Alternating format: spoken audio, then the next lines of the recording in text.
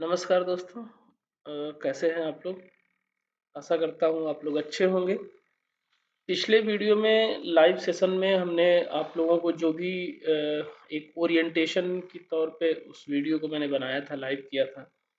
उसका रिस्पॉन्स काफ़ी अच्छा रहा। काफ़ी लोगों ने यूट्यूब पे कमेंट पे भी बताया है कि उससे काफ़ी कुछ क्लियरिटी आई है कि कैसे हम अपना नोट्स बनाएं, कैसे खुद से तैयारी करें, कंटेंट के अभाव में क्या चीज़ें पढ़नी है, क्या चीज़ें नहीं पढ़नी है। थोड़ी-सी उनको क्लैरिटी आई है। कुछ लोगों का पर्सनल मैसेज भी आया था। तो DSSB welfare officer, probation officer, prison officer, ये तीनों बहुत ही इम्पोर्टेंट हो जाते हैं। और उसके अलावा MSSO की जो तैयारी कर रहे हैं, उनके लिए भी हमने उसमें बताया था कि कैसे तैयारी करनी है, कैसे पढ़ाई करनी है खुद से। जितना कंटेंट मैं दे रहा हूँ, अपना 100% एफर्ट कर रहा हूँ। तो उसमें आपका कंट्रीब्यूशन ये है कि जितना दे रहा हूँ उसको एटलीस्ट आप अपना नोट्स बनाएं उससे, और उतना तो जितना दे रहा हूँ उतना पूरा पढ़े ही। सिर्फ किसी एक बंदे के पढ़ाने से, सिर्फ एक बंदे के एफर्ट से आपका तैयारी नहीं हो पाएगा बेहतर। आपको खुद से एफर्ट्स करने पड़ेंगे। ये चीज़ दिमाग में बैठा के रखिएगा। ऐसा मत सोचिएगा कि किसी से हमने कोई पैकेज ले लिया है 4000 5000 का, 2000 का, तो वो सब कुछ दे देगा। उसकी रिलेवेंसी क्या है उसके कंटेंट की, उस व्यक्ति की रिलेवेंसी क्या है, ये सब चीज़ें क्वेश्चनेबल हो जाती हैं। तो थोड़ा सा ध्यान रखिए इन सब चीज़ों का। आज मैं ये DSSB के लिए चौथा पार्ट स्टार्ट कर रहा हूँ। तो इसको थोड़ा सा लंबा वीडियो बनेगा, आप लोग पेशेंस बना के रखिएगा। अदरवाइज मैं कोशिश करूँगा छोटा ही बनाने का। क्योंकि बहुत लंबा हो जाता है तो फिर इसको अपलोड करने में भी प्रॉब्लम आती है, और आप लोगों को भी मुझे लगता है स्किप करने में बड़ा मज़ा आता है। तो बहरहाल फिर भी स्टार्ट करते हैं, जैसा होगा देखा जाएगा। The constitution of India and constitution makers, मतलब जब कॉन्स्टिट्यूशन बन रहा था तो वो भी एक चीज़ को लेके कॉन्शियस थे, इस फैक्ट को लेके कि children require special treatment on account of their physical and mental immaturity. आप लोग समझते ही हैं, बच्चा जो होता है बिलो 18 में बिलो 14 तो और भी ज़्यादा इमेच्योर होता है फिजिकली एंड मेंटली, ठीक है, एंड सोशली आल्सो, कि how to cope up with a set of situation, set of problem. तो इसलिए उसको थोड़ा सा अलग स्पेशल ट्रीटमेंट के लिए कुछ प्रोविजंस रखे गए। जो UNCRC 1989 की मीटिंग हुई, उसमें 54 आर्टिकल ऐसे रखे गए जिसमें बच्चों के राइट्स को लेके बात करता है, और उनको जो है एक स्पेशल ट्रीटमेंट ग्रांट करता है। तो under the terms of the convention, governments are needed to fulfill children's basic desires and facilitate them to reach their full potential. The main objective behind it is to acknowledge that each kid has basic elementary rights. It sets up the following goals. अब following goals क्या क्या है, मैंने आपको बताया कि जो बच्चा है उसके कुछ अपने अधिकार हैं। सबसे पहले जीवन जीने का, सर्वाइवल का एंड डेवलपमेंट का। डेवलपमेंट मतलब विकास का। प्रोटेक्शन फ्रॉम वायलेंस, उसके उसके साथ कोई वायलेंस ना हो, फिजिकल, इमोशनल, सेक्सुअल, किसी तरीके का एब्यूज ना हो, उसको नेग्लेक्ट ना किया जाए। ये एक स्टेट का, एक गवर्नमेंट का ये रिस्पॉन्सिबिलिटी है कि उसको प्रोटेक्ट करे। And education that permits youngsters to fulfil their potential, और उसके जो अभियान चलाया गया था, सर्व शिक्षा अभियान, उसके तहत जो 14 साल तक के बच्चों को फ्री शिक्षा की बात की गई थी, वो इसी के अंडर आता है। बी रेज्ड बाई और have a relationship with their folks, उसके जो लोक लोक कल्चर है, मतलब लोकल मतलब जिसको बोलते हैं स्थानीय जो संस्कृति है। फोक्स मतलब होता है स्थानीय संस्कृति। अब उस स्थानीय संस्कृति में उसका स्थानीय भाषा, उसका स्थानीय रहन सहन, स्थानीय भोजन, स्थानीय बोली, इन सब चीज़ों पे उसका उसका जो है कनेक्शन बनाने के लिए भी उसको उस सोसाइटी में भेजना होगा। उसको वहाँ से अचानक से इवैक्यूएट नहीं कर सकते। Express their opinions and be listen to. तो ये लाइन है ना, be raised by have a relationship with their folks, ये बहुत इंपॉर्टेंट हो जाता है जब किसी को लाइफ इम्प्रिजनमेंट होता है। तो वहाँ पे उसको सोसाइटी से कनेक्ट रहने के लिए, सोसाइटी को मीन्स कि सोसाइटी में उसके जो बच्चे हैं उनको इमोशनल कनेक्शन बने रखने के लिए उनको बीच बीच में पैरोल पे भेजा जाता है। तो ये चीज़ ध्यान रखना, पैरोल और फरलो आएगा, उसको भी ध्यान देना, अभी आगे मैं बताऊंगा उसको। Constitutional provisions regarding rights of children. अब क्या क्या कॉन्स्टिट्यूशनल प्रोविजन है जो हमारे कॉन्स्टिट्यूशन ऑफ इंडिया में है, वो इसमें दिया है। Constitution of India guarantees certain rights to the children of India which are mentioned in parts 3। Third part जो है फंडामेंटल राइट्स का, and part 4 directive principle of state policy, यानी नीति निर्देशक तत्व बोलते हैं, भाग 4। तो इसमें जो है उसके बारे में इन्होंने डिस्क्राइब किया हुआ है। पार्ट 3 में क्या, आर्टिकल 14 क्या है, voters of India as well as children should be treated equally before law and should be equal protection by the law with no discrimination। किसी भी आधार पे भेद नहीं कर सकते हैं, आर्टिकल 14 कहता है। आर्टिकल 15 में क्या है, पार्ट 15 के तीसरे पार्ट में क्या है, discrimination is prohibited by the constitution, however it shall not hold a grant to forestall the state from creating special provision for children for his or her advantages। और बाकी इसमें जाति, धर्म, कास्ट, क्रीड किसी भी नाम पे विरोध मतलब डिस्क्रिमिनेशन नहीं किया जा सकता है, और बच्चों के लिए स्पेशली 15(3) में है। आर्टिकल 21 कहता है nobody shall be bereft of his life or personal liberty unless by a due process of law। किसी को उसके जीवन जीने से नहीं रोका जा सकता है। An individual should have proper and adequate food, shelter, clothing etcetera. उसको प्रॉपर खाना, रहने की व्यवस्था और कपड़े व्यवस्था कराना ये सरकार की जिम्मेदारी होगी। Such life shall not mean mere animal existence. Article 21 में 1A, the state shall offer free and required education to any और all children following.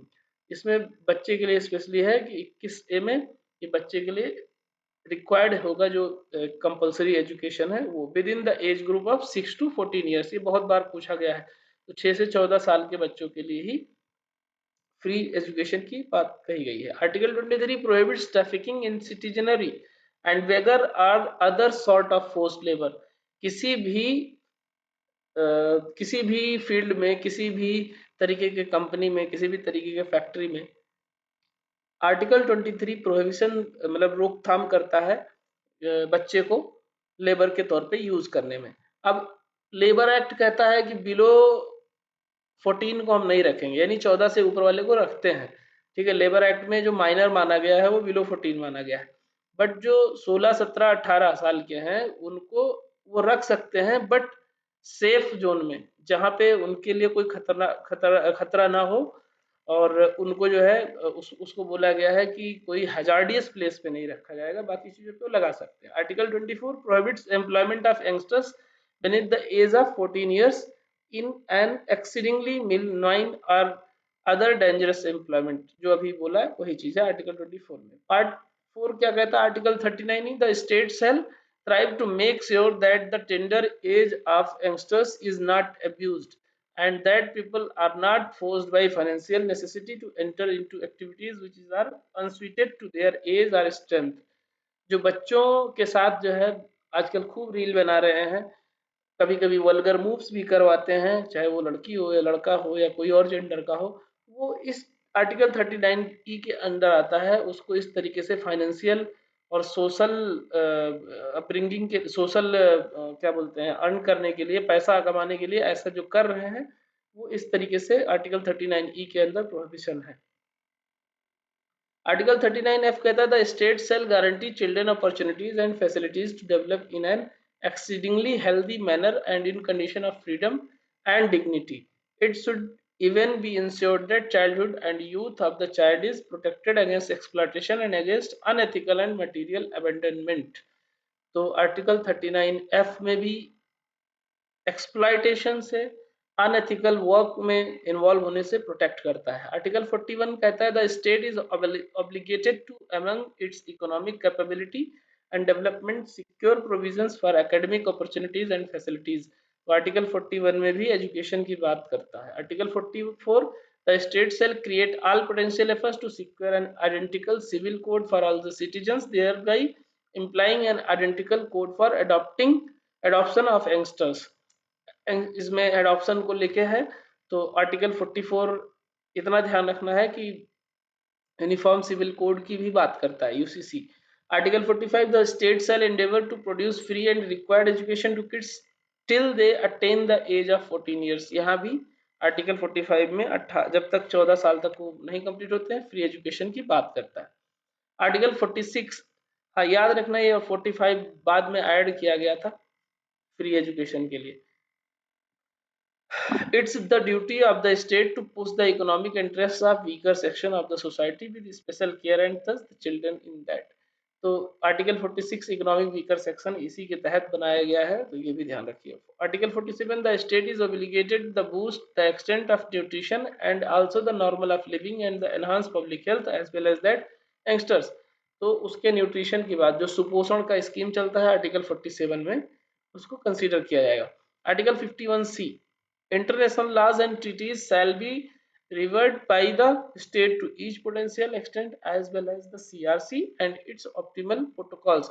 51K, it shall be duty of each national of India who may be a parent or guardian to produce opportunities for education to his kid, or because a case could also be ward between the age of 6 to 14। तो 6 से 14 साल के लिए बच्चों के लिए वो, चाहे आप उसको जहाँ रखें, उसको 6 से 14 साल का अधिकार है कि उसको आपको कंपलसरी एजुकेशन देना ही होगा। आर्टिकल 243 जी में, it provides for the institutionalisation of child care by seeking to interest programmes of women and child development to panchayat. ये जो 243 जी है, ये बेसिकली जो करेक्शनल होम है उसमें, जैसे अब सपोज करो अभी करंट का केस है, गोवा का सूचना सेठ है एक, वो अपने मतलब उन पे आरोप है, अभी आरोप सिद्ध नहीं हुआ है, कस्टडी में है अभी वो। उन्होंने अपने 4 साल के बच्चे को मार दिया और बैग में रख के उसको फेंकने के लिए ले जा रहे थे। तो इतने में वो पकड़ी गई, तो अभी उन पे आरोप ये चीज का उन्होंने एक्सेप्ट किया है कि हाँ बैग में पैक करके तो मैं लाई, लेकिन मारा नहीं है मैंने। अब कहाँ तक ये सही है, कहाँ तक गलत है। तो अगर सपोज करो उनके साथ कोई और बच्चा है जो 3 साल का है, 4 साल का है या 5 साल का है, तो उसके साथ उनको नहीं रखा जा सकता है। तो इस 243 जी में आएगा कि इंस्टीट्यूशनलाइजेशन जो है ना, जो बच्चे का केयर है, इंस्टीट्यूशन ऑफ चाइल्ड केयर, अब उस माँ के साथ तो रखा नहीं जा सकता, सस्पिशियस है, हो सकता है वो साइकोलॉजिकल इश्यूज हो उसके अंदर, डिल्यूजन का इशू हो, कुछ हो सकता है। तो उसको फिर दूसरे बच्चे को हार्म हो सकता है, तो इसलिए उसको एक प्रॉपर केयर की जरूरत है, वो कोई इंस्टीट्यूशन में ही रखा जाएगा उसको। वही in the news prison reforms की बात हम करेंगे। उस दिन हमने बात किया था कि प्रिजन रिफॉर्म की बात चल रही है। Recently the prime minister suggested prison reforms to improve jail management and recommended repealing obsolete criminal laws at the 57th All India Conference of Director Generals Inspector Generals of Police organized by the Intelligence Bureau IB ने जो organise किया था। तो ये ध्यान रखिए कौन सा ऑल इंडिया कॉन्फ्रेंस हुआ था, 57th हुआ था, और किसके लिए, क्रिमिनल लॉज और जो प्रिजन के रिफॉर्म्स के लेके बात किया था। किसने ऑर्गेनाइज किया था, इंटेलिजेंस ब्यूरो ने। तो अब ये मत सोचिएगा कि ये वेलफेयर ऑफिसर में नहीं आएगा, भाई ये आएगा, क्वेश्चन बहुत महत्वपूर्ण है, आ सकता है, जनरल अवेयरनेस में भी आ सकता है और कोर पार्ट में भी आ सकता है। What are the key highlights of the prime minister's address, उसमें उन्होंने क्या क्या, he emphasise the importance of national data governance framework for the smoothing of data exchange across agencies, also making the police forces more sensitive and training them in emerging technologies। उन्होंने कहा कि police force जो भी है उनको और sensitive होने की ज़रूरत है। हर जगह जो गाली गलौज करने लग जाते हैं वो ठीक नहीं है, और उनको प्रॉपर ट्रेनिंग दी जाए, और जो अभी नई टेक्नोलॉजी आई है उसके साथ कैसे और बेहतर की जा सकती है पॉलिशिंग, वो चीज़ को लेकर he talked about leveraging technological solution like biometrics etc and the need to further strengthen traditional policing mechanism like food patrols। he also emphasized on enhanced cooperation between the state police and central agencies, leverage capabilities and share best practices, replicating the models of the DGPs and IG conference at the state district level for discussing emerging challenges and evolving best practices among their teams। तो आप लोग देखते होंगे कि जो movies में दिखाया जाता है कि एक आर्मी कितना स्ट्रांगली काम करता है और स्टेट की पुलिसेस कैसे काम करती हैं, तो उनमें बीच में एक बेहतर जो है कोऑर्डिनेशन डेवलप करने के लिए रूटीनली उनको कॉन्फ्रेंस के थ्रू एक दूसरे से कांटेक्ट में रहने की बात कही है इसमें। What is the status of prison administration in India? क्या है? Prison administration is an important component of the criminal justice system. Criminal justice system का एक बहुत ही महत्वपूर्ण एक एंटिटी है प्रिजन। तो अब उस प्रिजन का एडमिनिस्ट्रेशन और ज्यादा महत्वपूर्ण हो जाता है। प्रिजन को हमने क्या बोला था, यानी जेल को हमने क्या बोला था, सुधार गृह बोला था एक तरीके से, करेक्शनल होम। और बच्चे के कॉन्टेक्स्ट में बोलोगे, संदर्भ में बोलोगे, तो वो सुधार गृह ही होता है। There is a paradigm shift in social view point towards prisoners in the last century. कुछ जो पिछले दशकों से, दशकों क्या शताब्दी से ऐसी बात चली है कि प्रिजनर्स के साथ भी उनके भी कुछ राइट्स हैं, उनके साथ जो है हम इनजस्टिस कर रहे हैं, तो उसके लिए सुधार के लिए बात की गई है। Earlier system of prison with a punitive attitude where inmates were forcibly confined and deprived of variety of freedom as a form of punishment has changed with the change in social perception towards prison and prisoners। वही जो चीज़ अभी मैं कह रहा था कि उनके भी अपने अधिकार हैं, उनके भी कभी क्या होता है कि जो हमने पिछले एक थिंकर की बात डिस्कस करी थी कि प्रोपोर्शनल पनिशमेंट, पता लगा छोटे से अपराध के लिए बहुत दिनों तक जेल काट रहे हैं, बहुत पैसा भी काट रहे हैं, जमा करना पड़ा जुर्माने के तौर पे। तो वो सब चीज़ों को सुधार करने के लिए, या ओवर क्राउडिंग है, जहाँ 100 लोगों को रहने की क्षमता है, वहाँ पे 150 लोगों को ठूस दिया गया है।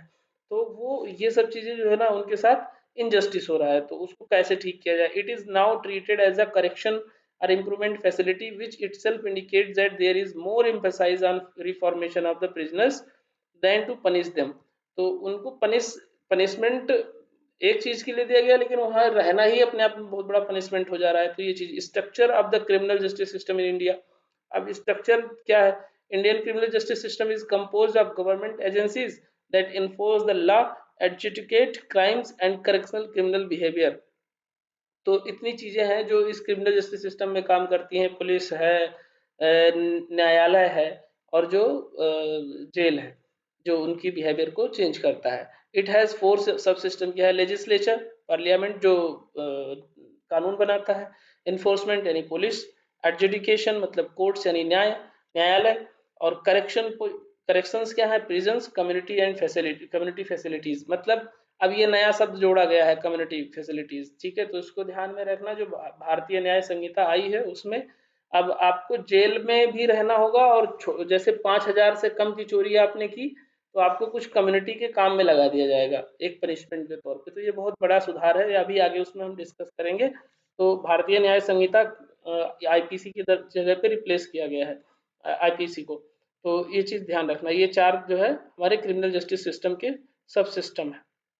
Issued related to prison in India, pendency of cases, बहुत बड़े बहुत लंबे लंबे केस। मतलब एक छोटा सा घर का, कहते हैं हमारे यहाँ कहावत है कि भैया सब करना बट कोर्ट कचहरी देखने की नौबत ना आए। ऐसा जो है भगवान से मांगते हैं कि कभी कोर्ट कचहरी देखने की नौबत ना आए, क्योंकि कोर्ट कचहरी मतलब अगर छोटा सा 1 इंच का दीवार का अगर कुछ पंगा फंसा तो पता नहीं 10 साल होगा, 50 साल होगा, 40 साल में होगा उसका फैसला, कुछ नहीं पता।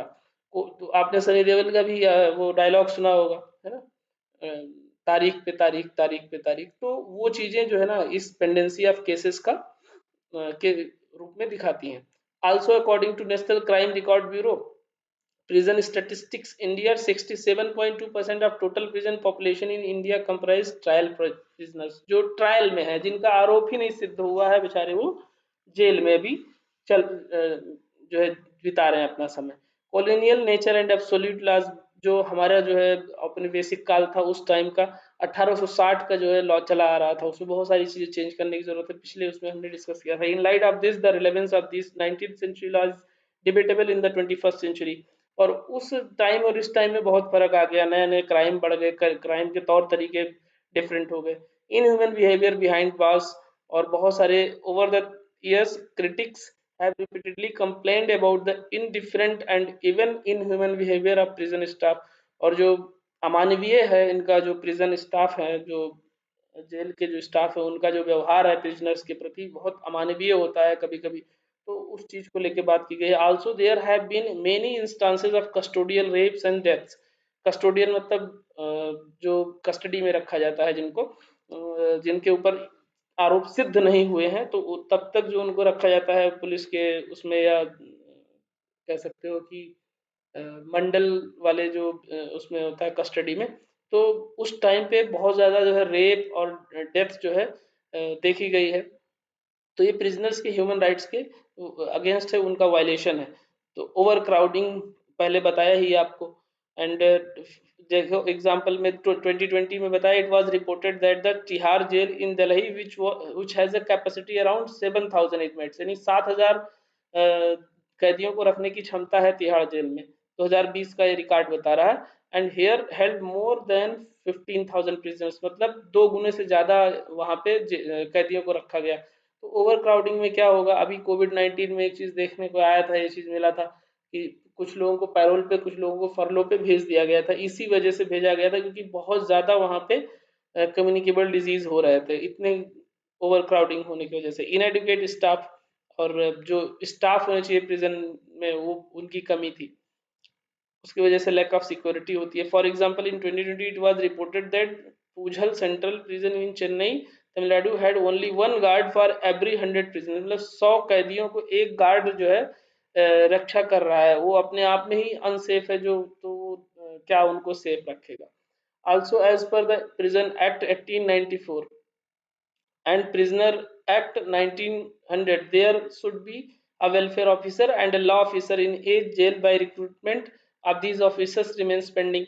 तो अभी ये बताया जा रहा है कि अभी भी यहाँ पे पेंडिंग है वेलफेयर ऑफिसर, लॉ ऑफिसर की जो पोस्ट है। जो प्रिजन एक्ट कहता है कि लॉ वेलफेयर ऑफिसर, तो वेलफेयर ऑफिसर किससे रिक्रूटमेंट होता है, ये ध्यान रखना है प्रिजन एक्ट के अंडर। तो अभी भी यहाँ रिक्रूटमेंट का बाकी है।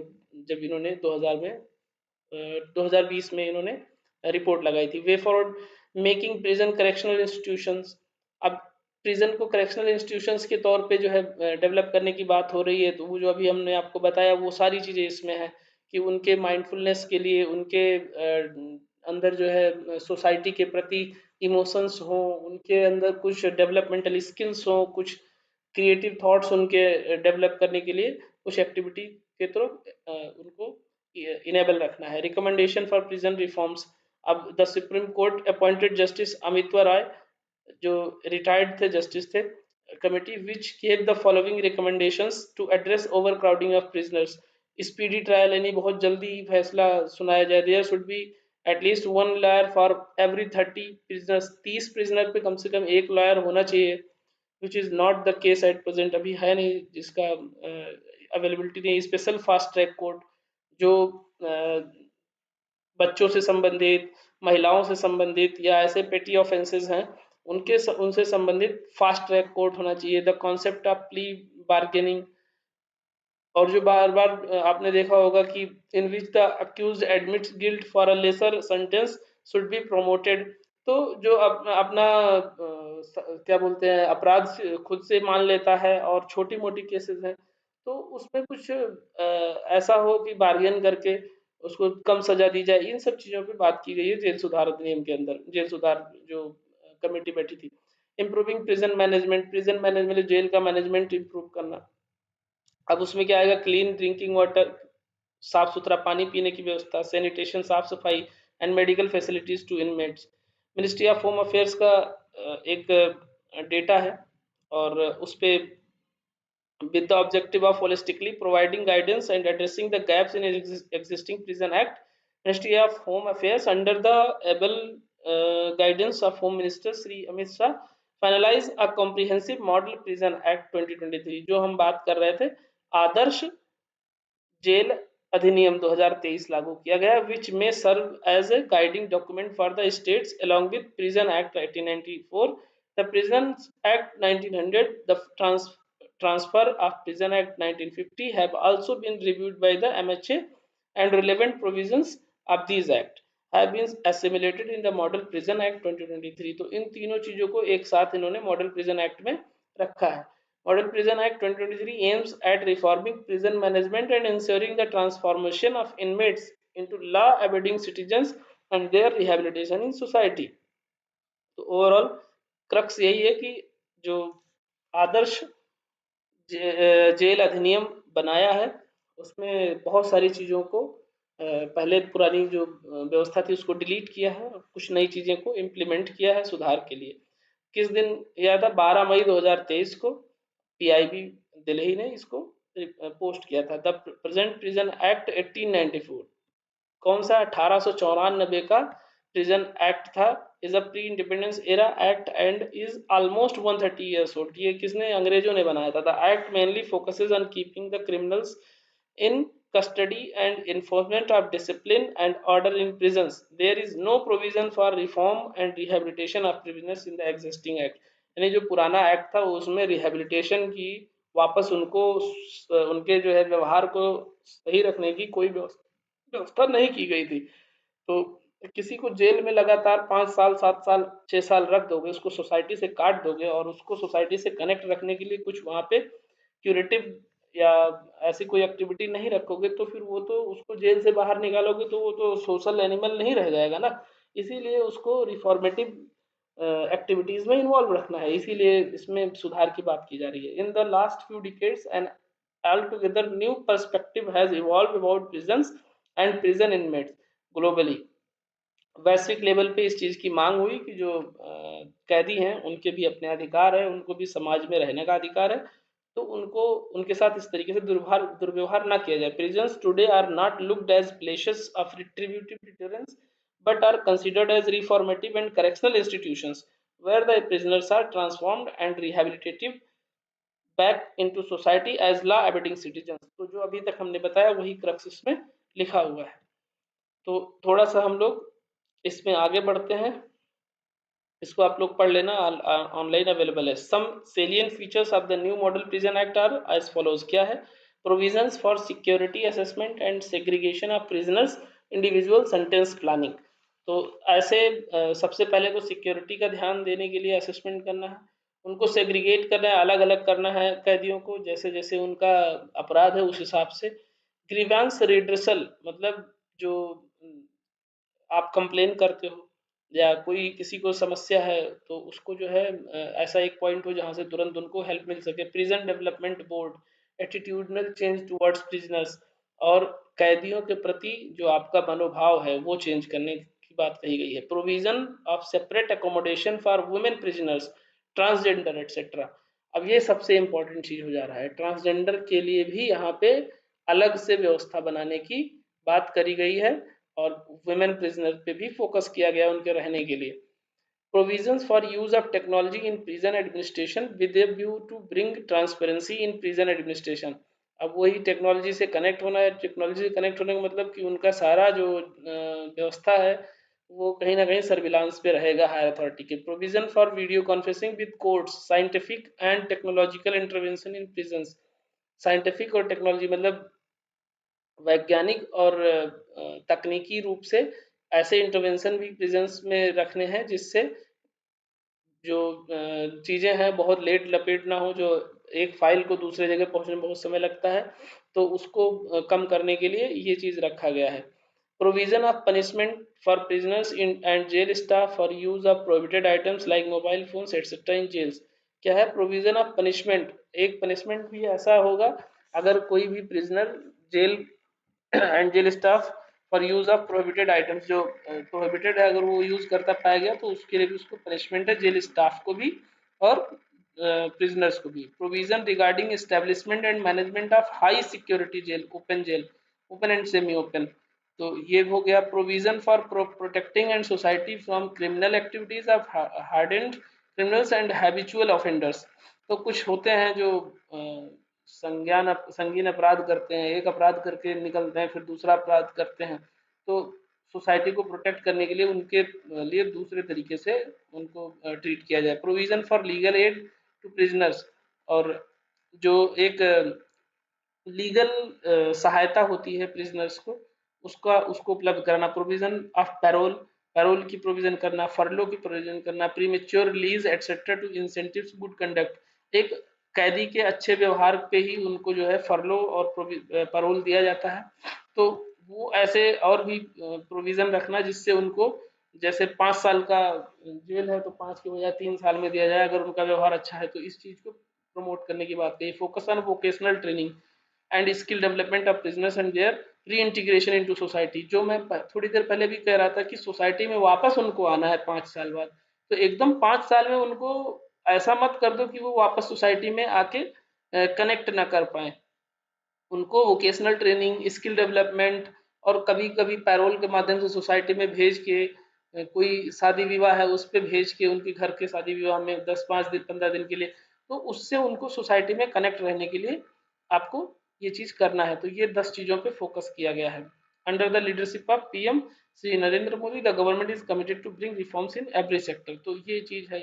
उसके बाद what is the model prison act क्या है 2023, क्या है ये चीज़? तो देयर आर सेवरल लेकुना, मतलब बहुत सारी कमी थी in the old pre independence act. जो अभी हमने देखा 1894 वाले में जो एक्ट था प्रिजन एक्ट, वो उसमें बहुत सारी कमी थी, तो उसको सुधार करने के लिए इसमें बात किया। Salient features of the new act अभी हम लोगों ने बात कर लिया, वही चीज़ इसमें है, रिपीट है। मैंने इसलिए लगाया क्योंकि वो पीआईबी का था। और ये भी है मिनिस्ट्री ऑफ होम अफेयर्स का, बट ऑलमोस्ट मैंने सोचा कि आपको ये दिखा दें कि हाँ ये पीआईबी से ऑथेंटिकेट हो जाता है। वुमेन एंड चिल्ड्रन के लिए भी बात कर लेते हैं। Women and criminals are relative low in number, they face both physical and mental problems including lack of sanitation facilities, lack of care during pregnancy, lack of educational training. तो women और children के लिए specially इस पे बात की गई है कि कैसे सुधारा जाए। Children are mostly kept in correctional homes rather than jails so that they can reform themselves and go back to their normal life. However, they also face a lot of abuse and undergo psychological trauma. तो इन दोनों चीजों से उबरने के लिए क्या सुधार की आवश्यकता है, इस पे बात की गई है।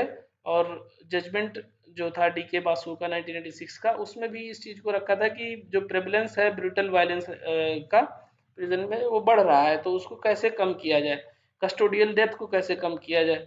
ठीक है, तो इस चीज पे बहुत ज्यादा फोकस किया गया है। How to overcome these problems, अब इसमें the supreme court has set up committee in 2018 headed by its retired judge Justice Amitwa Roy on prison reforms। तो अमित्वा राय अगर बात आएगा तो ये किसके लिए है? प्रिजन रिफॉर्म्स के लिए। Some recommendation were made to overcome the problem of overcrowding, speedy trial, increasing lawyer to prison ratio and the introduction of special courts avoiding adjournment. थोड़ी देर पहले जो हमने बात नहीं किया था कि ओवरक्राउडिंग को कम करने के लिए कैसे करना है, तो जो है स्पीडी ट्रायल करना है, लायर की संख्या को बढ़ाना है, और उसके साथ साथ स्पेशल कोर्ट ऐसे रखने हैं जो बच्चे, महिलाओं, ट्रांसजेंडर इनके मामले हैं वो जल्दी सॉल्व हों। यानी जो ऐसा हो कि पता लगे जो है एक छोटे से न्याय के लिए 10-10 साल लग गया, तो वो भी एक अन्याय है। They also recommended a free phone call for every new prisoner in his her first week of jail. The committee also recommended modern kitchen facilities। तो ये सब चीज़ों की है। Section 305 of the Indian penal code states the punishment for custodial death. Section 30 the protection of human rights act state about the issuance of CCTVs inside the jail. तो ये सब चीज़ें हैं, बहुत ही इंपॉर्टेंट हो जाती हैं इस पे जो है इसकी सुधार की बात करनी करने के लिए। What are the initiatives related to prison reforms in India?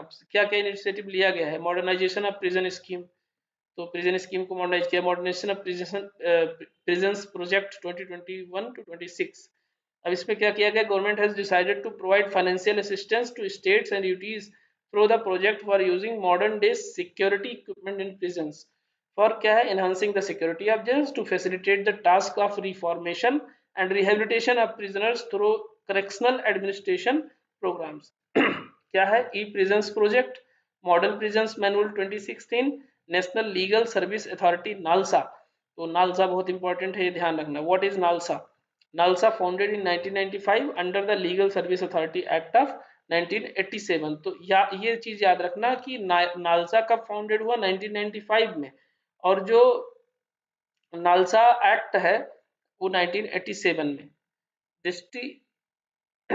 It also distributed funded and grants to state legal service authorities। Constitutional provisions क्या है? आर्टिकल 39 है, the constitution of India provide the state shell secure that the operation of the legal system promotes justice on the basis of equal opportunity. Article 14 and 22 also make obligatory for the state to ensure equality before law and legal system। तो इन दोनों के तहत आपको एक justice मिलना चाहिए। इसके लिए सपोज करो आपके पास फाइनेंशियल इश्यूज हैं, आप एक डिप्राइव्ड सोसाइटी से आते हो, तो आपको गवर्नमेंट जो है एक फ्री में वकील देती है, सरकारी वकील देती है। तो उसकी बात, objectives of legal service authorities provide free legal add and advice, ये इसी में आता है। स्प्रेड लीगल अवेयरनेस, ऑर्गेनाइज लोक अदालत, तो ये इनिशिएटिव लिए गए हैं। Promote settlements of disputes through alternative dispute resolution mechanism, various kinds of ADR mechanism, arbitration, cancellation, judicial settlement. तो ये सब बहुत ही टेक्निकल वर्ड हो जाते हैं। Provide compensation to victims of crime. What are legal service institution at various level. National level क्या है? NALSA. NALSA was constituted under the legal service authority act, LSA। वहां हमने नालसा शायद बोल दिया था, तो ये ध्यान रखना। लीगल सर्विस अथॉरिटी एक्ट कब आया? 1987 में, और नालसा 1995 में। State State legal service authority is headed by Chief Justice of the State High Court, who is its patron in chief. District level पे डिस्ट्रिक्ट जज, तालुका लेवल पे तालुका का जो जज होता है, हाई कोर्ट में high court legal service committee, supreme court में supreme court legal service committee. Who is eligible for getting free legal service?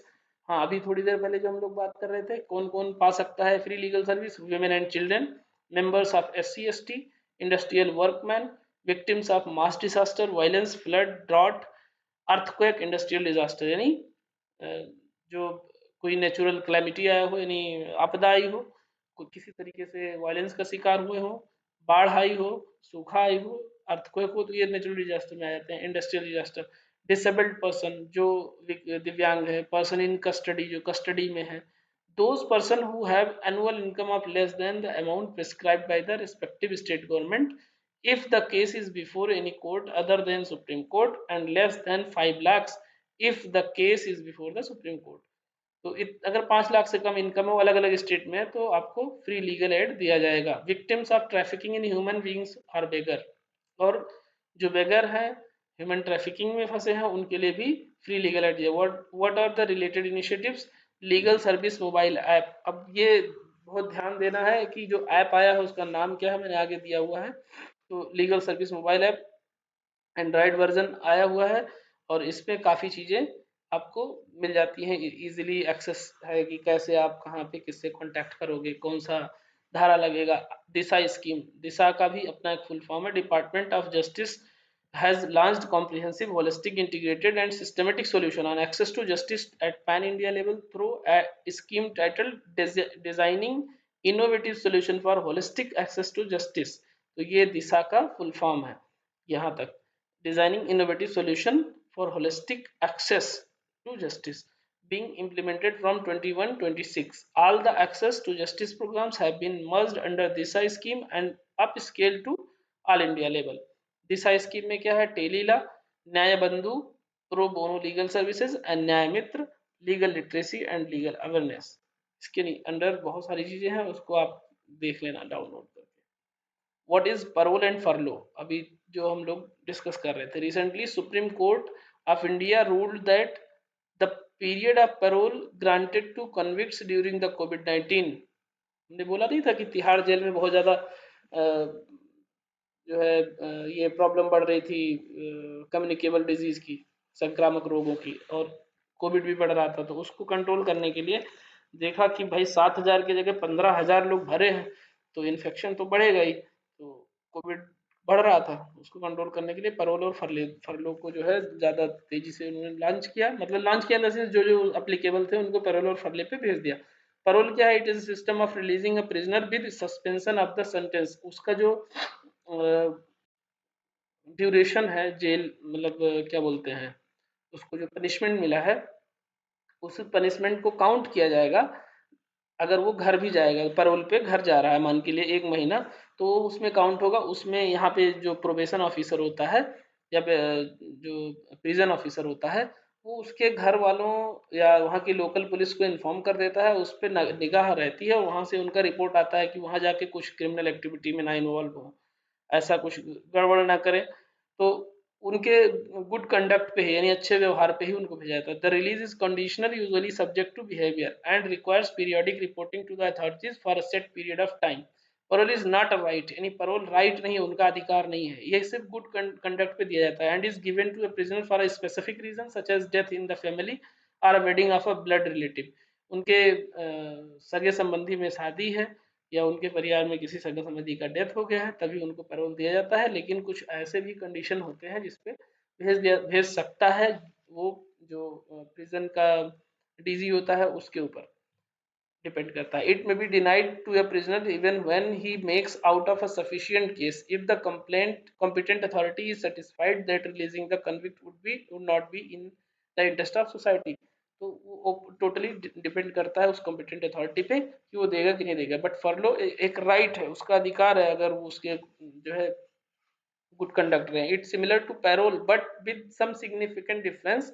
It is given case of long term imprisonment. जो long term imprisonment होता है 20 साल की सजा, 15 साल की सजा, 10 साल की सजा, उसमें दी जाती है। The period of furlough granted to a prisoner is related treated as remission of his sentence। Unlike parole, furlough is seen as a matter of right for a prisoner to be granted periodically irrespective of any reason and merely to enable the prisoner to retain family and social ties, यानी परिवार और समाज से connect रहने के लिए उसको समय समय पे भेजा जाता है। And to counter the ill effects of prolong time spent in prison. अब आप लोग सोचिए कि क्यों ऐसा किया जाता है। सपोज करो कोई बंदा है, उसको फैमिली से कोई लगाव ही नहीं बचा, उसको समाज से कोई लगाव ही नहीं बचा, तो उसको चाहे जहाँ जाके ले जाके उसको काला पानी की सजा दे दो, तो उसके अंदर जब इमोशंस ही नहीं बचे तो फायदा क्या है, उसको कुछ एहसास ही नहीं होगा। तो उसको समय समय पे एहसास भी दिलाना है कि बेटा परिवार भी ये चीज होती है, आपका बच्चा भी है, आपकी बेटी भी है, आपका बेटा भी है, तो जिससे उसके अंदर एक इमोशनल कनेक्शन, वो सोशल एनिमल बना रहे। तो इसलिए उसको समय समय पे भेजा जाता है। एंड उसके फैमिली वालों को भी ये कनेक्टिविटी होनी चाहिए कि हाँ है, नहीं तो भूल जाते हैं लोग। Both parole and furlough are considered as reformative process. मतलब रिफॉर्मेटिव मतलब सुधार की एक प्रक्रिया है। These provisions were introduce with the view humanising the prison system. तो मतलब एक मानवीय जो है व्यवस्था बनी रहे जेल में, और कैदियों की मानवीय व्यवस्था बनी रही, इसके लिए इसको लागू, मतलब इस व्यवस्था को लागू किया गया। Parole and furlough are covered under the prison act 1894। तो कुछ हिंदी में भी है, इसमें आप देख सकते हो। पैरोल ये एक कैदी को सजा के निरंतर के साथ रिहा करने की व्यवस्था है। इसमें कैदी की रिहाई सशर्त होती है, जो आमतौर पर कैदी के व्यवहार पर निर्भर करती है, जिसमें समय समय पर अधिकारियों को रिपोर्टिंग की आवश्यकता होती है। पैरोल एक अधिकार नहीं है, जो भी हमने डिस्कस किया। फर्लो का सेम ऐसे ही है। तो ये इतना इम्पोर्टेंट जो था वो मैंने डिस्कस किया है। और अभी मैं पिछले वीडियो में बोला था कि मैं बनाऊंगा उस पे juvenile justice care and protection act पे, वो चीज़ रह गया है। अगले वीडियो में उसको हम करेंगे। बहुत ही इम्पोर्टेंट इम्पोर्टेंट डेफिनेशंस हैं, और कुछ डेफिनेशंस के साथ साथ इम्पोर्टेंट कॉन्सेप्ट भी हैं, फैक्ट्स भी हैं, वो हम अगले वीडियो में डिस्कस करेंगे। अगर आप लोगों को कोई जगह पे प्रॉब्लम आई है तो भाई मैं यही कहूँगा कि मैं भी कोई लॉयर नहीं हूँ, मैं भी कोई एक्सपर्ट जज नहीं हूँ, मैं भी आप लोगों की तरह हूँ। कोशिश करके, मेहनत करके मैंने बहुत अच्छे से इसको 4-5 दिनों में पढ़ा है, फिर आपको पढ़ाने की कोशिश की है। तो गलतियाँ हो सकती हैं, ऐसा नहीं है कि मैं परफेक्ट हूँ। तो आप लोग ध्यान दीजिए इसको। बाकी अब अगले वीडियो में हम थोड़ा सा ये जो भारतीय न्याय संहिता आया है उसमें क्या क्या चेंजेस हुए हैं उस पर फोकस करूंगा। और फिर उसके बाद juvenile justice care and protection act का जो है वो हम लोग डिस्कस करेंगे। तो फिर मिलते हैं नेक्स्ट वीडियो में। Thank you.